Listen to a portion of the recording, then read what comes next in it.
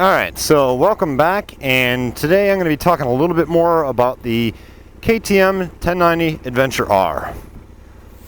So in the first video, I kind of talked a little bit about, how easy it was to rear wheel steer on this motorcycle. And so today, I've got a few more cameras set up, and so hopefully I can kind of highlight that for you, as well as some other key features, which, for me, again, one of the things that I think is so critical with this bike is not its ability to go fast. I can't really demonstrate that well for you, but its ability to go slow.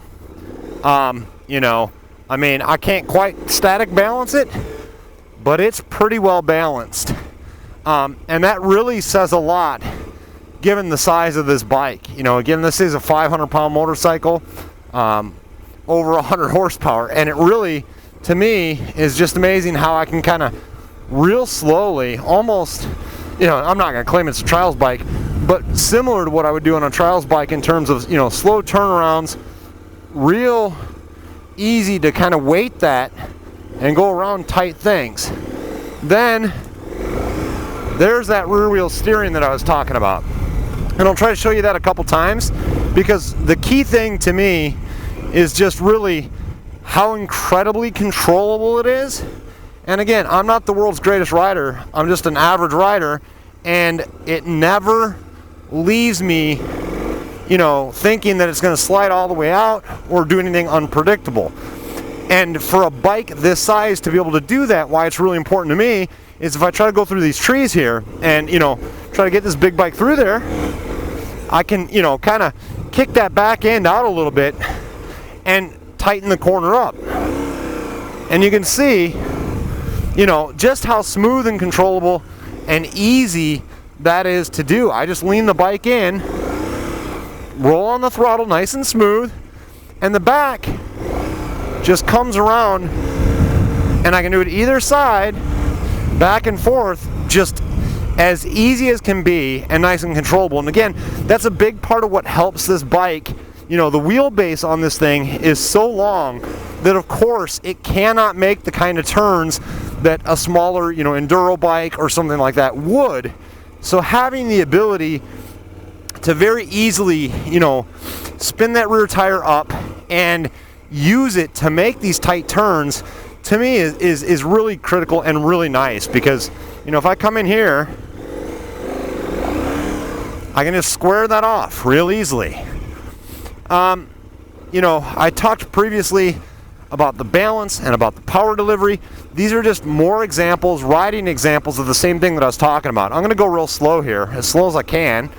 And, again, can I sit here and static balance it like I can my Sherco? No, of course not. Well, it's probably possible, but not by me.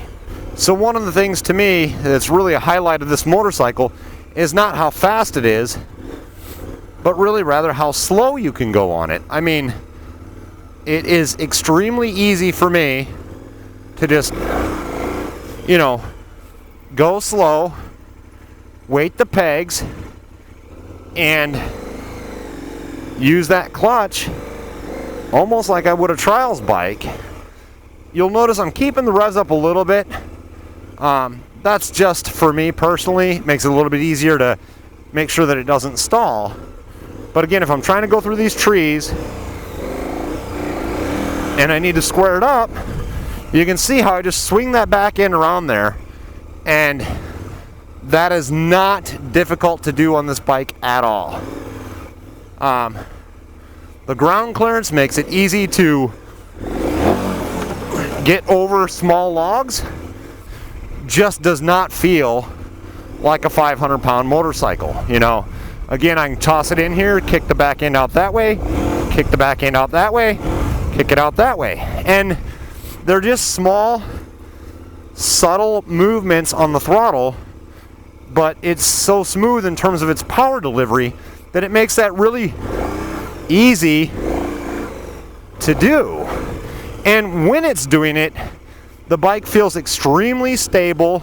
It rotates right around the front, and I can just pitch it where I want it and go. It really, really is an amazing motorcycle in my opinion. So if you're considering one of these and you're worried about, you know, the height, which is an obvious concern. It's a very, very tall motorcycle.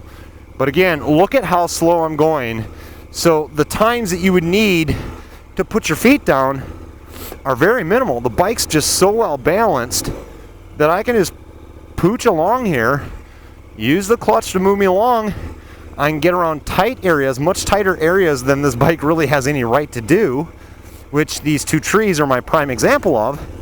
And just, you know, again, the way I do it is the bike itself can't necessarily get around them, you know, as tight as I might want, but I can just kick that rear and square the corner off. And you see when I'm doing this, how smooth the pivot is around the front wheel. That's something that, you know, honestly, I haven't experienced personally too much in many other bikes. It usually feels a little more abrupt than that. And I don't know, maybe part of that is due to it being heavier, but it doesn't seem to want to go out and keep going out like it's going to slide out. It just kicks out ever so slightly and then back the other way. And, you know, very, very controllably and very easy to use in terms of getting around tight corners, tight obstacles. Again, here I wouldn't make this, so we'll just slide that back end around. And when we do that, it just gets this bike into places that, quite honestly, I'm not sure it has a right to go. But anyway, I'm kind of rambling on now, so I'll cut this short. So right now, I'm just out in my backwoods here, and the ground is covered with, you know, like fall leaves, which tends to make it, you know, pretty slippery.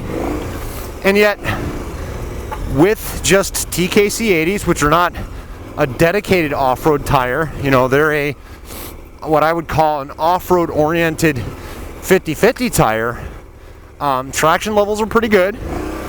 Again, there I'm just steering with that rear wheel.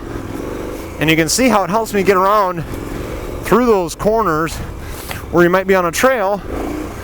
And, you know,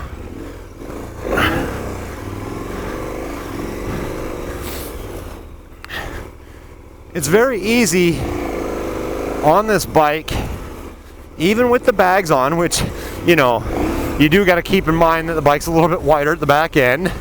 But even with them on, you can clip along through the woods and just roll it on nice and smooth. Barely have to change gears because that motor just has so much, you know, low down grunt, and also smooth power delivery that you can just leave it in a gear and kind of go through. Hopefully this video has been helpful to some that might be considering this bike and looking at it again from that perspective of, I wouldn't say an entry-level rider by any means, but if you're like a intermediate rider, you've done some weekends, you've done some enduros, not competition enduros, but just like enduro style riding on the weekends, this is probably a really, really great choice for you. And again, keep in mind, the whole time I've been doing this video, I've got my tank bag on here, I've got my saddle bags on here, I have my GPS on here, I have my cruise control on here. So this thing is set up to do the long distances too, and I have done some highway miles on it, and it does handle really well there. I won't bore you guys with a demo of that, but hopefully you enjoyed this video, and as always, ride safe and take care, and until next time, keep it safe.